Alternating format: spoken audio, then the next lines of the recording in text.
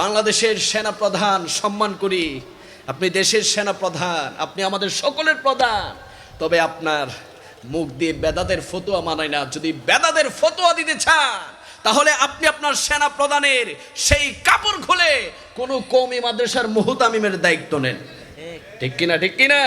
কারণ আপনার দেশপ্রেমের সেই পোশাকে আশিক রাসূলদের মিলাদ নিয়ে ফতোয়া মানাই না, নামাজ নিয়ে ফতোয়া মানাই না, নামাজের পরে দোয়া হবে কি হবে না সেটার ফতোয়া মানাই না, কারণ সেটা আপনার কাজ নয়। মনে রাখবেন, চট্টগ্রামের রওজান থেকে ঘোষণা দিচ্ছি, আপনার সেনাবাহিনীর বন্দুকের গুলিকে সামনে রেখেও সুন্নিরা মিলাদুন নবী করবে, জশ্নে জুলুস করবে, সবাই বরাত করবে, সবাই কদর করবে, নবীকে দাঁড়িয়ে সালাতু সালাম দেবে দেবে দেবে। ডান হাত তুলবে। ঠিক কিনা?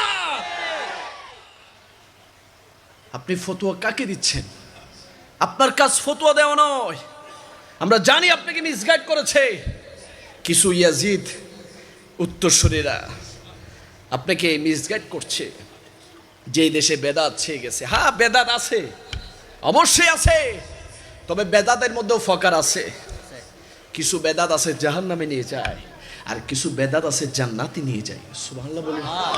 কিছু বেদাত আছে শয়তানের সাথে সম্পর্ক গড়ায়, যেই বেদাত এই বাংলার জমিনে প্রতিষ্ঠিত করেছে আহলে হাদিসের নামের কুকুররা। ঠিক কিনা? যেই বেদাত প্রতিষ্ঠিত করেছে কওমি নামের কুকুররা, যেই বেদাত প্রতিষ্ঠিত করেছে সালাফিরা, যেই বেদাত প্রতিষ্ঠিত করেছে ওয়াহাবিরা, সেই বেদাত একজন মুসলমানকে জাহান্নামে নিয়ে যাবে, আর মিলাদুন নবী নামক বেদাত আশিক রাসূলকে জান্নাতে নিয়ে যাবে। ঠিক কিনা?